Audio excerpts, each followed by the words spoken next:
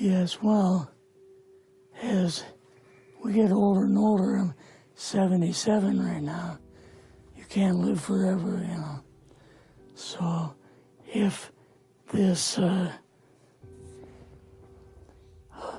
procedure I'm going to have to clean the blood doesn't work, then I've got probably a few more months to make it before my kidneys shut down, you know. So that's kind of why I'm kind of going along with the interview at this time.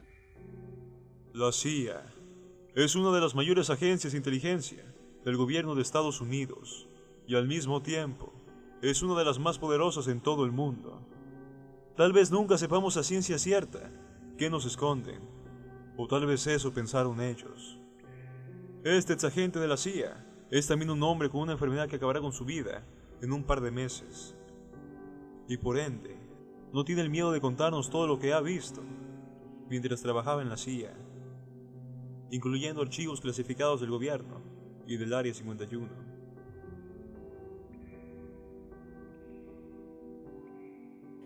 I started working with him on the project he was on, and that was Project Blue Book, which was kind of partially a fraud. You're saying some of the Blue Book cases were, Yes. were completely fictitious? Yes. But the cases that we got came from, I think it was Fort Belvoir, Maryland. Mm-hmm. Fort Belvoir? Yeah, and it didn't come from the Pentagon, or it didn't come from CIA headquarters. But we would get reports about a certain sighting that they had in Mexico or Italy or something like that. And then we had people that would follow through on it, that would go out and interview the people to see if they were nutcases. But my boss filled me in on Project Blue Book and what they had found so far, as far as grays and aliens and the Roswell incident. How did you feel when this first got dumped on you? When you first learned about this? I was just kind of overwhelmed with all of this, you know. And I said to him, I don't know if I'm going to be able to be a judge of this type of thing. What's real, what's not, when I don't have much knowledge of it, you know. And then the other thing is, of course, you really weren't able to tell family or close friends, obviously. No, I couldn't tell anybody. In fact, I had to take a vow that I wouldn't tell anybody. A lot of it for 40 years, and more of it for 50 years, which is up in... They were telling the world all UFOs are misidentifications, hoaxes, balloons, psychological issues, whatever. Yes. Yeah. So my boss came to me and he says, we've both got a new assignment. And he says, oh, I said, where are we going? Oh, he says, we're going to the Capitol. We called the people in from MJ-12, from Area 51 and S4, but they told us that the government had no jurisdiction over what they were doing. Eisenhower was going to invade Area 51. Yeah, with the First Army. So you go out with your superior. Yes. You fly out. You land. What happens? Can you describe this whole process? What you saw? It took us the 13 or 15 miles south to S4. Had like different garage door openings. Okay. And in these garage door openings, they had like different saucer crafts. The very first one had the Roswell craft in. It was kind of crashed up, but apparently every alien that was in it died except for a couple. So you see the Roswell craft, and what are some of the others that you see? Well, the Roswell craft was really strange because it looked like real heavy aluminum foil. We could rock next to it, and you could rock it.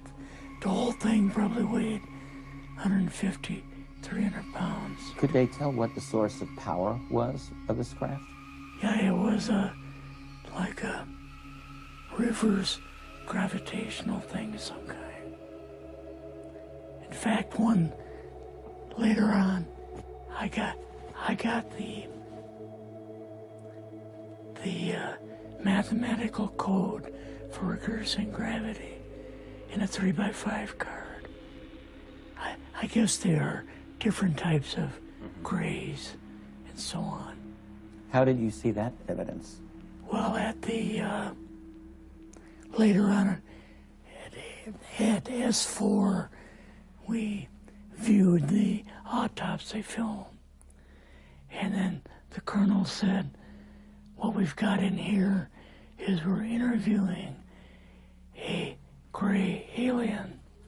All right, right there. How did you feel at that moment? Well, I thought, boy, we had no idea we were going to see the real thing. All we saw was film. You had to have a little bit of heart racing Yes. at that moment. My boss was able to go in and had a partial interview with him. So what did this gray alien look like? Could you describe him a little bit? This one looked a little bit oriental. So I'm just wondering if it looked almost human, what about this didn't look human?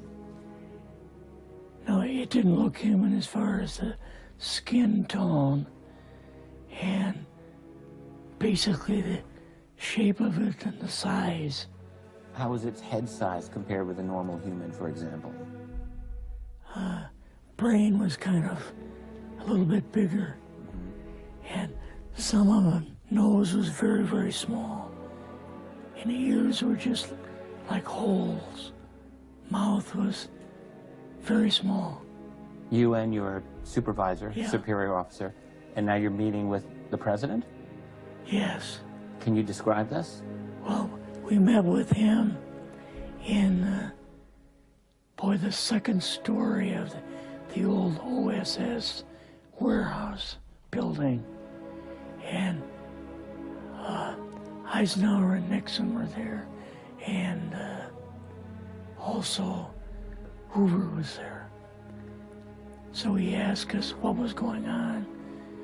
And we told him about the alien and the whole situation. And the black projects and so on. And he was just totally shocked. He appeared for the first time to be worried.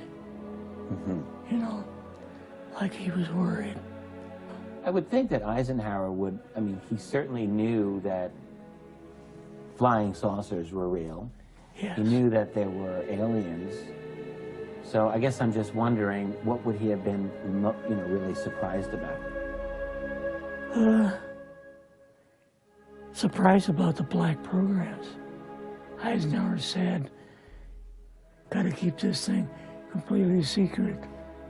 You know, can't talk about this."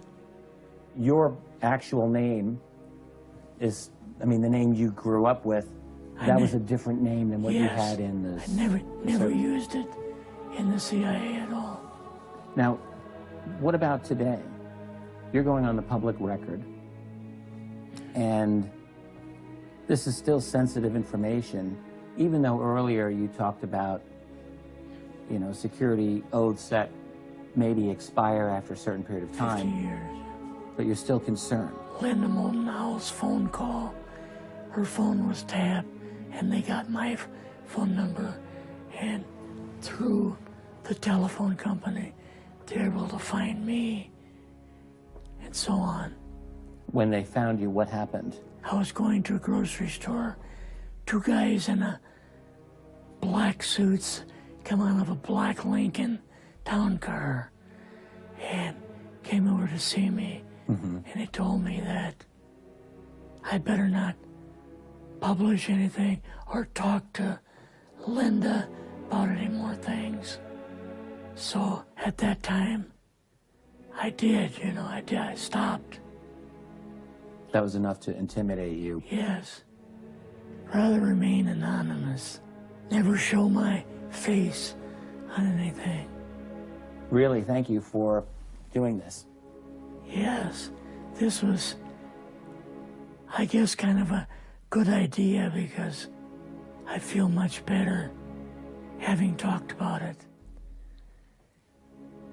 I kind of feel like there's a load off my shoulders. Really?